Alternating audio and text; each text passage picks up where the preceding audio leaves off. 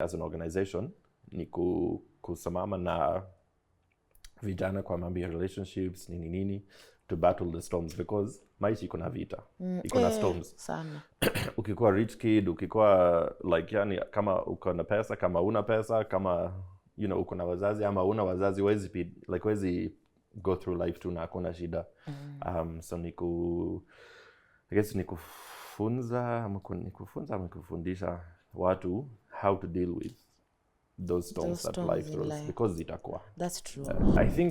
I think kwa life kila mtu anatafuta purpose yake. Okay. And home yake. And I always say like home is a feeling, it's not a place. Okay. And like me, ilikuwa nimezunguka like dunia, like nimeenda States, nimeenda other parts of Africa, Europe. But nikiland to Kenya nilikuwa na yani hiyo sense ya kufeel niko home. There's a part I read that you actually do not even give hugs to ladies. So that's the same thing. Well, to anyone. That personal contact in India, hata kupiga picha like utaona like I don't even like necessarily put my hand around you, because next thing you know utakuwa kwa profile picture ya mtu wakisema you'll be on our blogs. Yeah, and exactly. Someone will just next circle. minute nitakuwa tuko wakisema wana circle hapo. Mzai new babe. Yeah, exactly. So I think ni ka wisdom tu kiasi and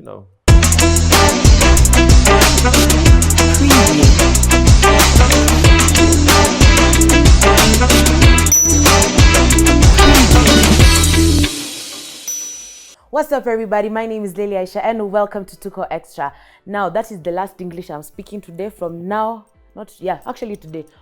henceforth tunaongea lugha ya kitaifa. Nikimkaribisha mkurugenzi mwenyewe, Mzae.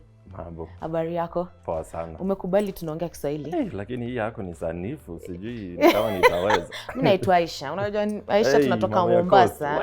Kwa hivyo kidogo ukisikia accent usicheke. But karibu sana to our set. Thanks. Thank you for having us here in your space. Asante. Yeah, I think we'll just start right from the beginning. Before tujue, actually, let me start with say, unaitwa Mzae Mwitu, unaitwa Reverend Dad, unaitwa kuna jina ingine. Kuna mingi. Hizi zote. I think maybe we can start by understanding hizi jina zote zina mean nini. So kuna jina mingi. So I guess ni za kila mtu. Ni the Reverend Dad. Sasa like kwa kazi yangu ya kawaida nina run organization yenye tunadeal na vijana, so niko na watoto wengi. So cause niko na watoto wengi, either wewe ni mtoto wangu ama wewe ni rafiki ya mtoto wangu ama so kila mtu alikuwa ananiita tu dad. Alafu 2018 nilikuwa ordained as a minister, like a real minister, like niko na collar na kila kitu. So then Reverend ikaingia. Ilikuwa alafu it was like literally the same day. One of the boys was like, sasa dad, sasa wewe ni dad, wewe ni Reverend, sasa tutaita wewe aje? I'm the Reverend Dad. Alafu ilishika tu. Alafu Mzae, so ni kama tu dad. Alafu hizi zingine ni okay, mafans tu wanachagua. Mzungu Mwitu, Mluya Bleached, Diongongo ama zingine ni sijui ni tusi ama ni compliment ama lakini ni hivyo tu. Dingoingo, mimi nakumbuka katika dogo Dingoingo ilikuwa dudu. It's like ni kama I think ni kwa sababu ni beetle or something. Oh yeah, it's a enye ni yellow nje lakini ikifungua wings black. Iko black. So I think because watu wanasema okay, you're black on the inside but white on the outside. Even though I think watu wanasema but mimi sijui. Hiyo ni yao. Tutatafuta watu tuwaulize. Okay, that's very interesting. So now that tunajua where these names come from, your real name is? Wewe ni immigration hapa nini? Mimi nakuuliza KRA, niko tu hapa. KRA na immigration. My real name wacha mama na baba wajue. Sisi tukuje tu ka Reverend Dad Mzae. Hata kama Diongo. Afadhali hivyo. Okay, all right. So let's know now, who was Mzae before akuje Kenya? Who was Mzae early life? Nilikuwa sumbufu. Kumbe na unakuja kuwa Reverend. Sumbufu. Sumbufu kwa group of schools. I think I was just a stereotypical. Unajua I think like American TV is so common now around here. Unaona our like yani hao wazungu wenye unajua hizi like dramas ya high school nini hao wazungu wenye yani tu wako tu spoiled, wako na tabia mbaya, wana disrespect wazazi, walimu. Kwanza walimu. Lakini hata wengine ni sawa tu. I think that was just me, like that stereotypical, just like kasumbufu tu, like nilikuwa like ndani, like sikuwa like mtu mbaya, like nilikuwa na care for people nini, but pia kuna hiyo kama ringo, ka teenage, teen. Hey, ulisumbua. Mama yangu alisema like unajua kwa Biblia inasema sijui like God ana collect tears kwa a small bottle. Like my mom is like, "We, small bottle watu wengine, mimi nataka bathtub." Mtoto ameniliza sana. Alilia yake yote, but nampenda. By me I think it's part of growing up. Jota sisi kila mtu anakuanga tu na kale. Kuna ka point mtoto tu ni kichwa ngumu, unasumbua. Unajaribu kukupima like life. Unataka kuona wewe kwaje, una fit wapi nini. Na lazima usumbue kidogo. Na in that space uliwahi chapwa ama nyinyi mko mnachapwa? But I feel like kwenye kuchapwa ni okay, sijui kama watu wengine wanachapwa. I think nilichapwa once nikiwa mdogo, like around like 6 ama 7.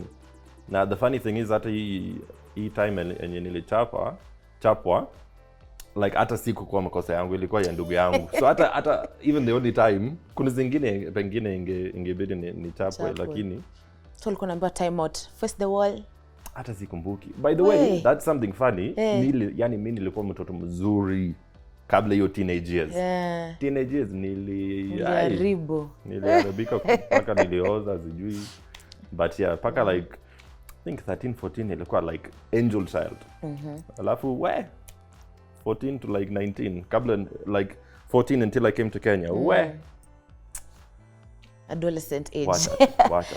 So now umesema 14 19 ndo kakuja Kenya. Yeah. So nilikuja Kenya for the first time nikikuwa 19. Basically I think watu wanasema like, why did you come to Kenya? And I always say like nilikuwa tricked. Like I never kubalied kukuja Kenya. Like my mom, like na rafiki yake alikuwa na organization hapa Kenya. Alafu I think waliongea tu, walisema itakuwa mzuri nini.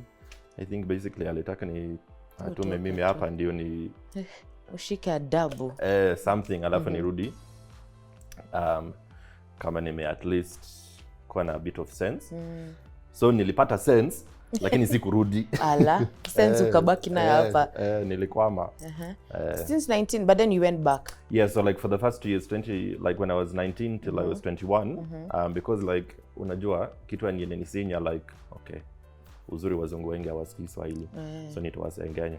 Like wazungu wenye wanakuja hapa kutoka home, wanakuja tu na hata kuna like hawana qualifications, alafu wanaenda tu ushago ya Kenya, watu wanaona kwa sababu ni mzungu, yeye ni daktari, yeye ni what, yeye ni nini, na hata hana kitu. Mimi nimesema sitaki kwa hivyo. Like kama ninakuja Kenya, at least niende home, nipate qualifications yenye yani ni legit, inaweza tumika. Sitaki kwa hao wengine wanakuja tu kusema mimi ni daktari, mimi ni ndio mwitu sasa. Au ni so qualifications zile unaenda kupata ni psychological counselor. Okay. Hata ama counselor, hata kama nikikuwa na hiyo utizi kwa social media, uko na straight mind. So then that's now umetoka, umerudi ukapata papers, alafu ukarudi ukiwa at 20 around I think 21. Okay. 21. Alafu nilifanya kazi na organization nyingine hiyo yenye nilikuja the first time for like around 2 years. Alafu nilianza yangu which is still going. Then that's till now. Yeah. Okay, so hapo katikati ya wewe kwenda kupata certification, there's somewhere I read that you also you are a model, like you had an established life. So that was before. Yeah, so like before sort of like imambi ya ku model acting niliretire nikikuwa 19. Wewe una retire ukiwa 19? So unajua shida ya modeling like ina depend na physique na body enye utafanya gani. So kama wewe ni mdogo unafanya like kama catwalk, fashion nini. Sasa ukianza kuzeeka, unajua kwa modeling unazeeka like mapema. you know, like ilikuwa at that age, you know, lazima ingekuwa like lazima nianze kuunga, alafu ni mambo ya underwear nini, and I'm like, hey, hautaki hiyo sijui ya saizi wacha ikae.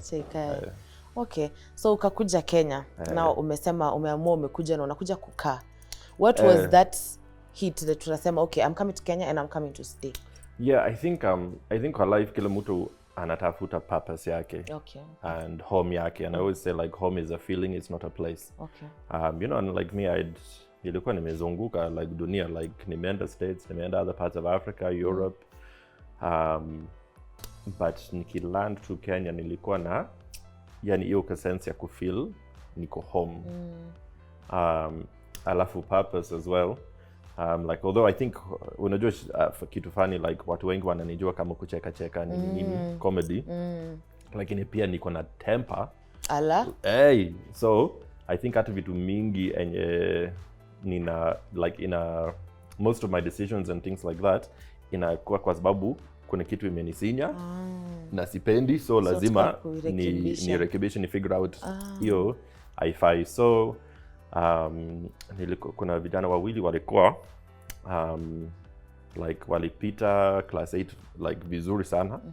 Like walitamani sana kuenda like secondary school, lakini wako kwa na fees, so ilinisinya because me like nilikuwa na grades mbaya. Sikutaka kuenda shule and yet nilienda, na hata sikuenda shule ya gava, nilienda like group of schools. And I'm like, sasa aje, like just because mimi nilikuwa huko niliweza kuenda shule like hata kama sikutaka, na hawa just because yani ni nani. And I'm like, just because of who you are shouldn't affect what you can do and where you can go. So I was like, hiyo haifai. So nilipata purpose. So nilianza na vijana wawili. Nilipata pesa yao kwenda shule, niliongeza wawili. And then within like 4 years, it was like 85. What? Yeah. That's a lot. Yeah. So vile ulikam Kenya, the first point ulid land, is it Nairobi or Eldoret? Because I know you're based in Eldoret. LD. Like that's the thing, like watu wengi wanasema like ati yani hata uko Kenya sawa, lakini LD hata mimi nilishangaa. I was like, why that's Eldoret? just where like nilikuja, that's where that organization was. Okay. Na kwanza hata nikikuja nilikuwa LD like ushago. Like hata si LD. Like unajua nyinyi wa Nairobi unasema LD yote ni ushago. Lakini kuja kuvisit tumeomoka. So like it's not like that anymore, but hata mimi nilikuwa like yani village, like village hata hatukuwa na maji, stima ilikuwa like 2 hours a day. What? So ulikuwa unaangalia unashangaa what is this? Lakini ilikuwa live, so ni mzuri. Ni culture change, culture shock actually. Was that culture shock for you? Sijui hata, that's what I'm saying, like hata siko face culture shock, like CLA, it's like sijui when you have a purpose, lakini I think umesema umesema ulikuwa na purpose, so vitu zile ni outside azikuaffect wewe, uko na mission, vision. Okay. I like that. So it's interesting. Mimi nilidhani bedho ulikuja Nairobi alafu kwa acha nijaribu LD. LD was the place. Why boys and not both? Because also the chicks who don't have school fees. Yeah. Number one, kuna organizations like nyingi ama ni wengi? Nyingi. Kwa sawa bro. Enye zinasaidia wasichana. Na ukiangalia enye zinasaidia wavulana pekee like ni chache sana. Like as in for county yetu, like there was around 5 that helped just girls, but there was 0 that helped just boys. Of course kuna zingine wenye wanasaidia both. So that's one reason. Alafu ingine, it's like, you know, I think you can't avoid, it's like they say it's the elephant in the room. Because when you say you're empowering boys, watu wanafikiria like, oh, that's because you're not empowering women, or you don't empower women or something, and it's like it's actually the opposite. Because we're like worldwide, there's been such a focus on empowering girls, empowering women, which is needed. But then what has happened, and why we're getting so many of these like terrible cases of like murder and abuse and whatever, is because we're empowering our women, but we're not teaching our boys or our men how to interact and how to deal with an empowered woman. Because the shift has happened. Sasa like women wamekuja up na kijana bado ako chini. Ako chini hata kama ako same level, hajazoea hivyo like kwa society, kwa the whole history of the world ijakuwa hivyo. So I think that's why like lazima to work on that. And at the end of the day, at if you empower a woman, and if a woman, which is her choice, she wants to get married or she wants to have kids, then she's getting married to the boy or the man that wasn't empowered and doesn't know how to deal with an empowered woman. So it's like unaweka yeye to reverse tena. Like she needs to be empowered, but she also needs to have someone that respects that empowerment, that knows how to deal and also knows how to empower her. So stuff like that. Otherwise, when empower woman, alafu anaenda anaenda to vita. Yeah, that's very true. Okay, that's very interesting. I think it's a good initiative that, because for sure vijana wavulana tumeweza kuta wasichana na wavulana na vijana wavulana, ni ngumu kupata msee anataka kumshikilia tu mkono akuoneshe how the world works. It's very hard. Alafu unapata dem anajua hata more educated, so pia una feel then they start being that power of in vita ya power. Who's the man, who's this Jew, inakuwa like pull and take rather than kusonga pamoja. Okay, I really like that. So also I also read somewhere that now you are a granddad to one of the boys became a father, so that like makes a few. Yeah. Okay, last I read there was one. Yeah, so now there are a few. Yeah, there are quite a few. So now you're a grandpa. Yeah. Yes, you are. How does that make you feel that you've been in a space where you've empowered this boy from a boy to a man to a husband, now to a father? Do you feel like now this initiative for real, as no initiative, it's working? Yeah, I think that's what I'm like as an organization. Unajua, for the first like couple of years, you know, you're telling people it'll work, it will work, it will work, it will work, and now at least we're in a season where we can say it has worked. Yeah, and what I say is like you know, success is so different and it's so varied. Depends na kila mtu. Kwa mtu mwingine success ni yani kupata pesa na kuomoka. Mwingine ni kukuwa tu at peace. Yani easy yote ya maisha inaendelea I affect, you know, and that's what I always say. And like so it's to see the success in their lives, kama ni, you know, kama ni kazi, kama ni personal, kama ni health, kama ni whatever, you know, it's just to see somebody transform from where they were to where they are and to keep on moving to where they can be. Which is, you know, you can't kupima success ni ngumu. Yeah, it's relative. Kila mtu akona nini yake ya success. Okay. Yeah. That's very nice. I like that. So, well, actually, I don't know, I didn't ask. Mbona uliita Noah Initiative? Hiyo inatoka kwa Biblia. Obviously kwa story ya Noah kila mtu anajua like Noah 2x2. Mvua 2x2, wanyama nini. But like my take was kwa hiyo story inasema like Noah iliingia ark na his sons and their wives. And then the Lord shut them in. So it's like that really. So that's what the Noah Initiative is doing as an organization. Ni kusimama na vijana kwa mambo ya relationships nini to battle the storms, because maisha iko na vita, iko na storms sana. Ukikuwa rich kid, ukikuwa like yani kama uko na pesa, kama una pesa, kama you know uko na wazazi ama una wazazi, wezi go through life tu na hakuna shida. So I guess ni kufunza ama kufundisha watu how to deal with those storms that life throws, because zitakuwa. That's true. Yeah, that's very true. What do you look for in a boy for you to sema you can be part of my initiative? Does it have to be, do I have to be really poor, or can I be someone who's rich but doesn't have a family that supports? You know, there are very many things, but what do you look for? Okay. It's weird because tunaangalia vitu mingi na tena tunaangalia tu kitu moja. So, nikisema tunaangalia tu kitu moja, tunaangalia potential. Okay. Like for me, I always say, you know, like umesikia like mimi nilikuwa sumbufu. For me it's like, you know, I would prefer a naughty kid than a lazy kid. Okay. Because a naughty kid, yani wako na hii energy active, wako na you know wako na hii idiot, lakini wajui where to channel it, to direct it. Lakini a lazy kid, hey, unapanda tu malima. So that's the one thing, but then pia kuna hizi vitu zingine. So yeah, like lazima kuwe na okay, we say is it an underserved area? So you have to come from an area that struggles with you know, finance, jobs, nini. Usually it's a single parent home. You have to be doing well in school.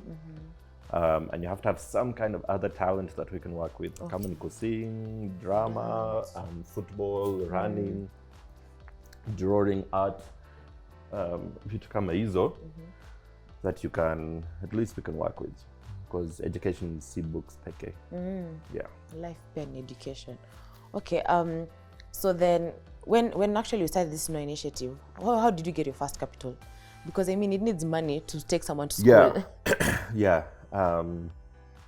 Okay, to be honest, pesa karibu yote inatoka UK. Okay, Kama kuna donors ya Kenya, tafadhali reach out. It's a bit hard. And that's how we started with the 2. Then when we got the money for the 2, we added 2. Then when we got the money for the 4, we added 4. Then when we got the money for 8, we added 8. And that's where it's been. Obviously, the last couple of years,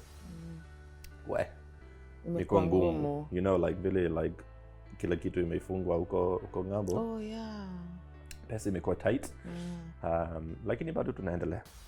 There's hope. Yeah. Okay, that's nice. So you usually place them in schools yourself. Wewe ndo unasema ama uko na mtu anakuambia wewe anaweza enda shule, wewe anaweza enda shule. Yeah, and pia tuna deal na day schools peke. Okay. Deal na boarding. Okay, because boarding pia ni expensive tena. Yeah, I think as well because of what we do, yani tuna raise the kid na sasa kama wako boarding, you know, the school is raising the kid really. Okay. Yeah. So you have a space where all of them are together? No, so it's community based because like karibu wote wako na at least one parent, so wanaishi kwao. Okay. Alafu sisi tunashughulikia from outside. Okay. Yeah. That's I like that. I like that. So now I think the other big question would be, you've been here for around 10 years? Yeah. 10 years. 10 years is a little time for you to learn fluent Kiswahili. So what is that motivated you kasema, you know what, kila siku najua ba, ka, dada, baba. Babe, bobo. Nini hiyo ilikumotivate ukasema by the because it's ni ngumu. Hata mimi I've been born, I told you I've been born, bred, raised, done everything here in Kenya. But sometimes naongea Kiswahili inanipita na some hii jina inakuanga aje kwa Kiswahili, you know. Yeah. But wewe uko fluent. Like I don't know, niko fluent kweli. Uko fluent. Kuna inapita. But I think hata ni weird. I think hata umesema 10 years, but kusema kweli nilijua karibu yote within the first 2 years. What? I think kwa sababu ya pia kazi yenye ninafanya na watu nina deal na hawa. Unajua like wezi deal na watoi ama vijana na second language. Yani kijana anapita kwa mashida anataka kuexpress alafu unamsumbua na Kizungu. Anajaribu kupanga bila hata sema in a second language. So I think ilikuwa to interest, but you know watu wengi wanasema like wewe ni mtu mwenye lugha ni rahisi nini like sio kama like so nilienda group of schools kama nilisema like French ni compulsory, yani it's a compulsory lesson. Sijawahi ingia kwa French class moja. Like yani ni compulsory, yani ni lesson kwa time mimi sikoenda. Ulikuwa sumbufu. Sijawahi enda. Alafu ukifika sijui like ingekuwa like happy ingekuwa like what I think form 2 lazima uchague either German or Spanish. Okay, so German nilienda class moja. Ukasema hiyo siendi ya khoha. Japanese nilifanya for 2 years. Na ninajua tu kusema I don't understand. 2 years lakini Kiswahili 2 years unajua kila kitu. Yeah, so I think tu ni interest na I don't know. Ulikuwa unafundishwa ama you were just listening? So nikikuwa shule sikuenda shule. So sasa nikienda shule kama siko shule so nilijua tu from kusikia na kurepeat nini. Nasema kila saa kuna vitu zingine nina make up, kuna words zingine yenye umeona kwa comedy mina. Yani ina sound hivyo like kama ku understandanga kutesekwa. It's like sijui kama ni word. Alafu unasema tu hiyo ni yako. Kutesekwa. Lakini sasa Kiluya na Mluya ulitoa wapi? LD kuna konga na Waluya? Wako. I don't know, I guess hata mimi sioni kama niko na accent like, but ni nyinyi mnasema ndo tunasikia. uko na accent, and I think because of pia like video ya kwanza ilikuwa understandaga hii sasa ni kushema Kiluya, so I guess ni hivyo, lakini hata sijui kuna wengine I think watu wenye wanasema niko na accent ya Luya wana win like wana lead, lakini kuna wengine wanasema ni Kijaka. Kuna mwingine kila time naenda gym we Mkisi. So sijui ujui pale huko, lakini unajua tu kuna ka accent apparently but sijui like niko na brother mwenye ni Niger. So I guess like pia ilikuwa tuna watch Afro cinema, tuna make fun ya hiyo, so sijui kama accent ya Luya ni karibu na wa Niger, sijui.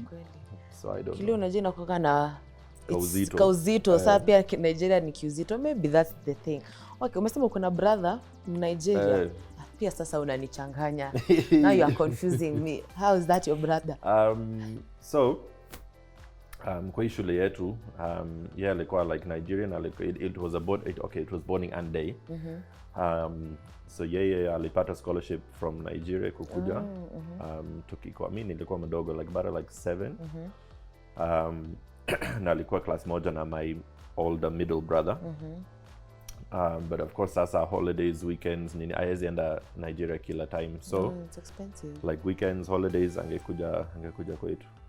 So mli grow up tu pamoja. Lakini huyu kusema ukweli like huyu I think ni ndugu yangu closest. Unajua hao ndugu wenye kama uko shule wako, they've got your back. Okay. Kuchapwa ambaye bro. No, seriously, and he was like alikuwa Mwafrika pekee kwa shule. Like, tulikuwa wazungu pekee na yeye alikuwa Mwafrika na ako na of course Olulo Pwale wanakuanga. Kuna siku sijui mtu alinitusi aje, alilift kwa Msimez. Alimpiga mabari. Okafo igwe. I hope hakuwa suspended. Okay, that's very interesting. You actually have a very interesting story for how you came to Kenya. Interview part 2. Itabidi sema okay now guys, there's no part 2 of this series. Okay, now tumetoka initiative, you're doing what you're doing, which is lovely. But other than that, we know you as a Swahili content creator, but other than that, I've also just found out that I've met your people. Sovereign Band, I've met Lenny. That's the guys you manage, yes? Yes. So how did you meet them? I mean, mimi nimekuwa na passion ya muziki tangu sijui nikiwa mdogo. Hata nikiwa mdogo, I think because of vile nakaa, unajua hizi boy bands, Boyzone, Westlife. Unakaa Westlife, true. So it was always like, you should we'll be in a boy band. Haikufanya just because it didn't happen. So I guess that boy band thing has always been there. Napenda kuimba. Napenda kuimba na sauti inaenda. Tumeongea. Yeah, so like I love to sing, I love music. Music is my passion. And then kama organization, I was just seeing in like the gospel industry market kwa Kenya, tangu like MOG, BMF. Is it BMF? Yeah, BMF. Wakitoka, hakuna gospel band like boy band. Na sisi tuko na vijana hapa wako na hii passion nini. So ilikuwa nafikiria vile nitaunda boy band, maybe a mix of the boys that we have, we can audition others, we unda something. Alafu na host event kila mwaka inaitwa Praise Party, which is basically just like a big festival concert thing. Na Echo Dida. And we had a dance crew, which were called and then this is at the same time that I was thinking ninaweza unda kakitu. And then the weirdest thing happened, like they were backing up Echo kwa dance, alafu Echo alipea hawa microphone wa freestyle, and it's like, what? That's not what we do, sir. And then they took the mic na waliweza, and I'm like, sasa mimi niko nje nikitafuta watu kuunda boy band, na niko na boy band tayari, like they were like, it's 3 guys wako tayari. So tuliunda, so we did like maybe 6 months of figuring out the logistics, vocal training, nini, and then we recorded our first track. Okay. So that's Sovereign. Alafu niko na beshte yangu pia anaitwa Lenny Lion, yenye yes ayuko ndani ya organization tu, ni beshte yenye nina manage Na pia. manage. So the guys of Sovereign Water, were they part of initiative yako? Were they part of Noah? Yeah, so 2 of them. So Sovereign saizi ni watu watatu. So Laban alikuwa in the program, I think since he was in Form 1. Alafu Jonte na Bill walikuwa tu part of the talent program as part of the dance crew. So awako kwa shule na sisi, but walikuwa ndani ya talents pekee. Okay. Yeah, and I mean they're doing well. I think mabeshti karibu wote ni wasanii wa gospel, so imekuwa tu a bit like a natural thing. Lakini wameshafanya collabs na Timeless, David Wanda, Moji Shot Baba. Yeah, those are big gospel artists. Yeah, which tuko blessed ni marafiki zetu. So what's the one thing that you feel in the gospel industry that unataka kama Sovereign band, not that wako in it, that you feel unataka change, that una feel pia inataka ikue the way unasema umemiss kina MOG, kina BMF. So you ukiwaleta hapa, what is the one thing that the vision that you have ukiwa nao ndo wataleta kwa hii industry ya comedy, gospel? I think wanaleta vitu mingi. Kusema ukweli siwezi sema kitu moja. But I think what they have, and I'm not saying that wengine hawana, but if the shoe fits, it's energy, it's life, it's new styles, it's more than music. It's about, it's about reaching out, like the reason that we do the fancy videos and the fancy audios and whatever is so that we can access people. It's not about just money or anything like that. Yeah, and I think as well, like they were dancers. Now they're singers, but they're still dancers. So, we've not left that. It's that energy, it's that that vibe, it's that. Yeah, they're pretty awesome. Ulianza, what is it that ulifanya tu kachukua kamera na ukarecord one video in Swahili na ukaona, you know what, I can be that guy on TikTok or Instagram? Hata sijui kwanza TikTok. Kusema wewe ni TikToker, yani sijui kama ni poa ama ni mbaya. Ni poa. Ni poa, lakini ni kama tu pia. Mtu akisema hey TikToker. Wanashangaa. Hata sijui. Because it's weird. I think kila kitu iko na saa yake. Because it's not even the first time that I've spoken Swahili. Like I've done interviews with people like Citizen, other things. When I've spoken Swahili, and I end up viral level. I don't know. Like, and it's not like, I think that's the thing that like mimi na TikTok ama hiyo content. Like watu wanauliza like, how long does it take you to come up with an idea? Do you, how do you write the scripts? Are you the one that writes the scripts? And I'm like, literally, ni mimi nikifikiria tu kitu ya ufala, nisema wacha ni record na nina post. Hakuna scripts. Yeah, like I think that's just me. And I think like the public walizoea, the No Initiative side, the Reverend side. Alafu kama uko close sana na mimi, ulishajua hii side ingine ya kuunderstandanga, kutesekwa nini. It's just that now kila mtu anaona. Una get like si kitu mpya vile. It's just that tumeamua wezi kwa serious kila saa. Life ni hard. Lazima tucheke. Yeah, watu waone the full picture, si tu hiyo side ya story ya kazi. Hata kucheka ni kazi. Ni kazi mingi. Kuchekesha watu ni kazi mingi. Okay, that's very interesting. Mazee, you actually it's interesting. Like I'm learning so much about it. I'm like, this guy is very interesting. Oh, thanks. How do you, now that you're here in this country of ours, sisi wacha nikwambie, many young girls look at wazungus and they see one, money. Tunaona tu tunasema mse, nikishamshika hivi mkono na umoka. Ndo mse. People will also say, this is a swindler. Now that we know the word swindler. This is a swindler. TikTok swindler. Swindler. Unaweza kuwa unachekesha watu alafu unamwambia, by the way, hold down. Till number. Till number. By the way, till number. Ikuje. Yeah. How do you deal with the ladies that come your way? Because for sure, I know, hata kama usiseme, mimi najua. Kuna wasichana wanakuangalianga, especially because ukija Nairobi. Maybe Eldoret wamekuzoea. Sijui hata. Aujui hata. I think vile mimi na deal nayo. Okay, I think the way that I deal with it is I don't deal with it. Oh, okay. Explain to us. Yeah. Ini tongue twister.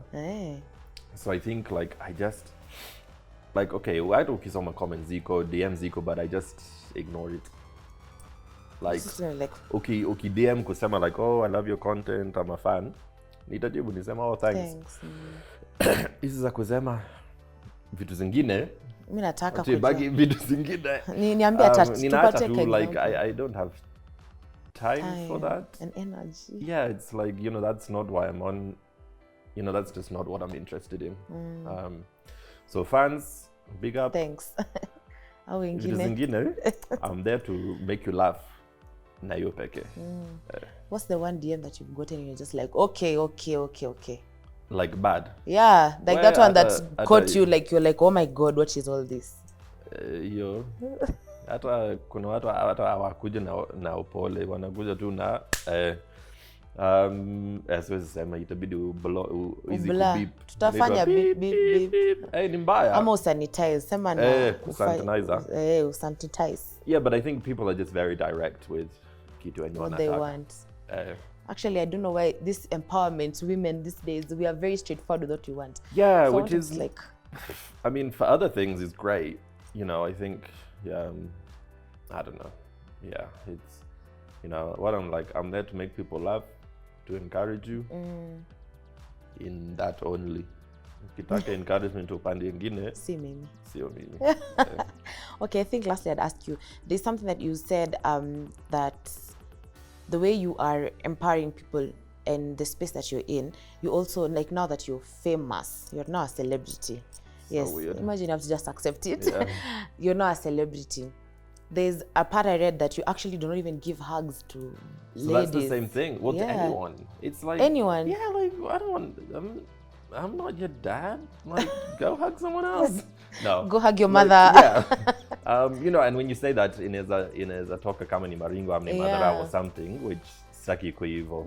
I think it's just kama umesema, like, okay, celebrity, like all of these words, it's like so, like, you know what I mean? Like when I say in a cringe, like it's like me. You know, it's like so weird, like, you know, celebrity, TikToker, content creator, famous. It's like, you know, when I was a kid, like, obviously you've heard the life. It's like, I'm gonna be a celebrity. Yeah, I'm gonna have a reality. You know, oh my God. Like Atokunaza, I was supposed to be like, I was in the finalists to be on like a reality TV show, kama kina Kardashians, nini, alafu ilienda hivyo. You know, and I was like, oh, I really want that. Now, okay, ni poa, iko na sides poa. Siwezi anza ku-complain ama nini.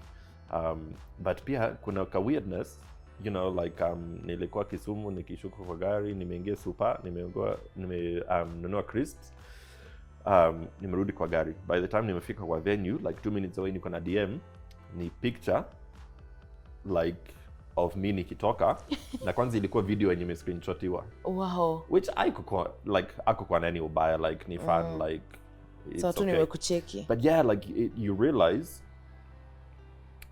watu wanakuona kila mahali unaenda. And you think because saa zingine kwa sababu hawakuji unafikira hawako, but wako. Hata event ya jana, like nilienda na wasanii, niko manager duties, like yani sijaenda huko kama mzai, nimeenda huko kama manager kina Sovereign. Alafu Sovereign wakiingia stage, watu walianza kukuja. It's because I guess waliona hawezi fika nini. Nikitaka kutoka like around 12 people, oh, I'm your fan, whatever, and it's like, ay, kumbe wako. So it's weird, and I think mambo ya hugs or like that personal contact nini, hata kupiga picha, like utaona, like I don't even like necessarily put my hand around you because next thing you know utakuwa kwa profile picture ya mtu wakisema we'll be on our blogs. Yeah, and exactly. Someone will just next circle. Minute nitakuwa tuko wakisema wana circle hapo, you know, Mzai new babe. Yeah, exactly. So I think ni ka wisdom tu kiasi yenye, you know, picture, like hata kuna video yenye nilitaka ni film watu upate exclusive, sitafanya video unapata hapa. But it's like hiyo accent yenye unasikia na Swahili inaendanga hivyo, umesikia? You know, like, can I have a picture? Yeah, ndio yeah, whatever. You know, salamu nini, alafu it's like, can I have a hug? It's like, then you'll like Kilandan, itatoka, it's like, yeah, nah, mate, it's not gonna happen. Oh is my. Do you know what I mean? It's like, nah, mate. Like, you've crossed the line. So yeah, like, but it's just a thing. Like, it's si madharau ama nini. Hata mtu akikuhug, it's not like you're gonna like push them away or something. It's just that I think to avoid hizi shida mingi blog. Nasema tu, let me just be safe. Yeah. So did you have to go for training to learn these things, or is it just your wisdom? Mimi mjanja tu Wewe ni direct. mjanja? Mjanja direct. I think unafaa kuanzisha part of your initiative, unafaa kuanzisha moja ya kutrain celebrities in Kenya, because scandals come like that. Yeah. Ukiona most of the scandals are actually just because of something someone did. Yeah. And then it's blown. What? I was just about to say blown. Take it back. Take it back. Blown out of proportion, and then it becomes a whole story. Yeah. So I think me nakushow sahi nakupatia business idea, anzisha initiative ya kutrain wasi. Yeah. Hata ukinotice like nikipiga picture, hata ukiona mkono hapa from the other side, ukiangalia ni mkono yangu, si mkono ya mtu mwenye ninapiga picha nao. Wow. Unapiga tu.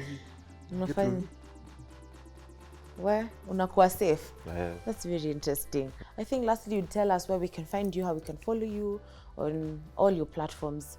Sawa. So you can follow me kila mahali, The Reverend Dad, Instagram ama TikTok. Ukitaki ni jibu kuja Instagram. Bado na figure out TikTok, sielewi. Mimi ni TikToker mwenye azijui, sielewi TikTok. Unajua tu kupost. Najua kupost. Kwa sababu ma comments. So yeah, you can get me on Instagram kuongea sana ama TikTok for content. You can follow me anywhere, lakini usinifollow kwa street. Inaitwa stalker. Stalker, you utaki.